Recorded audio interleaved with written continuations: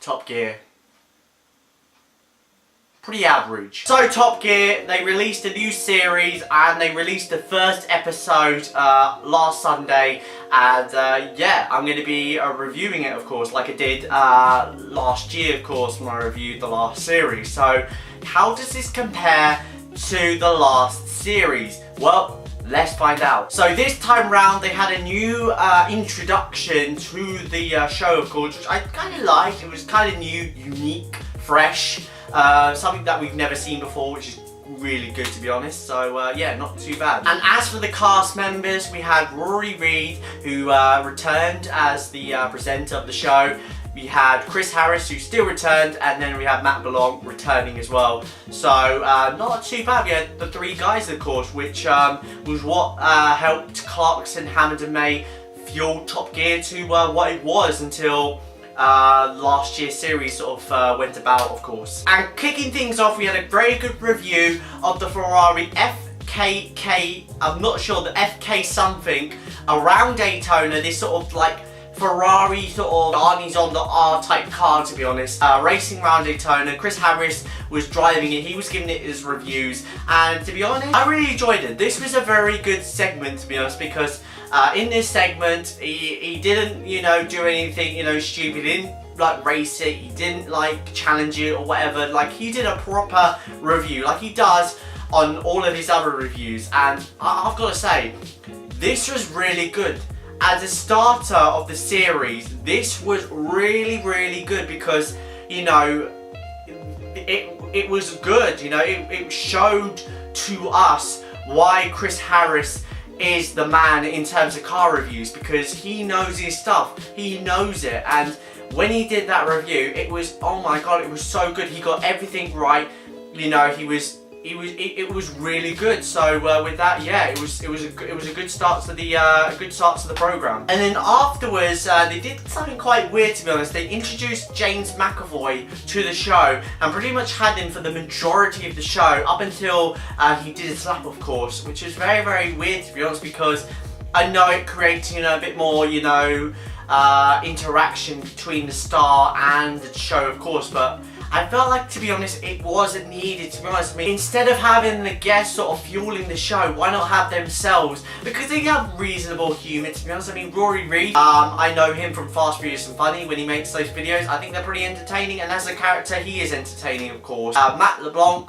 we all know him from last series. He was alright, he was not bad, to be honest. And then we have Chris Harris, the main man of car reviews, and like I said, he wasn't too bad in this series. I'm not gonna lie, he was okay. So yeah, so with that, I was very surprised and sort of odded out that, you know, they would have James McAvoy come onto the show so early, to be honest, you know, because I felt like there should have been another segment of him coming on, getting interviewed by one of the presenters, and then going on doing his laps, because I felt like that would have been much better for the show rather than just putting him on for like the majority of it. And as James McAvoy was on doing this whole thing, whatever, that kind of thing like that, we had the new reasonably priced car introduced, and it was the Toyota GT86. Now, in my opinion, this is not a bad car, to be honest. I felt like, in my opinion, it should have been something a little less powered, to be honest. Maybe like a Golf, or maybe like, I don't know, maybe an Astra, something like that. You know, I know they had the Astra a couple of series ago, but maybe something like the VXR, but I don't know. But yeah, they had the Toyota GT86. Yeah, like I said, it's not a bad car, to be honest. You know, the rear comes out. So yeah, a lot of the celebs are going to have to be careful of the rear end, to be honest. So yeah, so that's going to be very interesting indeed. And then afterwards, we had this little funny segment of James sort of thrashing the GTA6 around, but also being mentored by Chris Harris, and it was very, very funny indeed.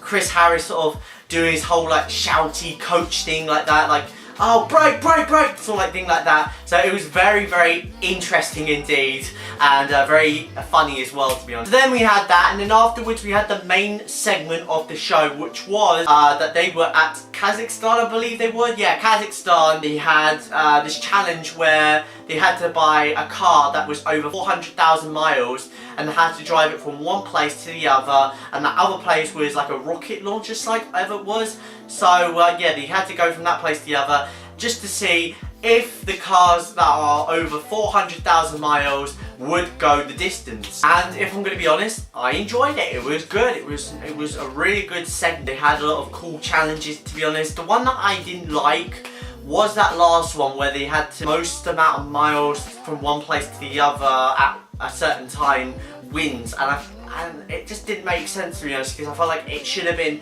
the least miles gets to the end, to be honest, because all it was at the end was so many of the presenters, Chris, Rory and Matt, of course, sort of just driving around airfields or Bonnetfields, and even with Rory with that taxi, of course. Very funny indeed, the taxi. That was a very, very cool thing to have the taxi, of course, sort of representing the challenge, of course. He basically just taped it to like a brick or whatever and just like put the accelerator on, and he was just sitting there laying back and letting the miles sort of ring on. And yeah, it was quite funny indeed. And also as well, to add on that, the fact that afterwards when he released it, just to get going to the place, of course, the car just went straight into sort of like a sand bed and sort of wrecked it a little bit. But thankfully it was he did manage to keep it going, of course, and yeah, get to the end, of course. But yeah, it was a very, very good segment, the whole entire sort of challenge, of course. But that last bit, really, I wasn't a fan of it, to be honest. Also, one thing to point out is that by the end of the segment, we had this very interesting monologue from Matt LeBlanc. He was pretty much stating that cars that go to a certain sort of mile get discarded and people want a new car.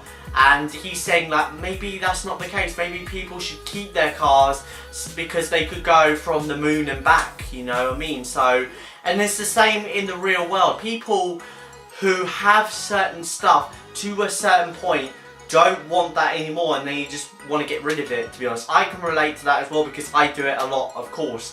So yeah, it's a really interesting point and something that's going to bring a lot of debate towards this, of course. And yeah, I really enjoyed that part, to be honest, especially as well as it had sort of very good shots during that monologue, of course. So very interesting indeed. So overall, I would say Top Gear, it's not worse than the last series Top Gear, but it's not better than the Clarkson Hamilton main Top Gear, because those three guys, they were the best. They created Top Gear into what it is now, because they had the character, they had the chemistry, and they could review cars really, really well. So with that in mind, I would say it's better. It's worse than the three trio, the original three, but it's not as bad, or it's better than the last series Top Gear, of course. So overall, I would say it's an average. It's a really, really solid average. And with that, that's the end of this video. I hope you guys enjoyed this video.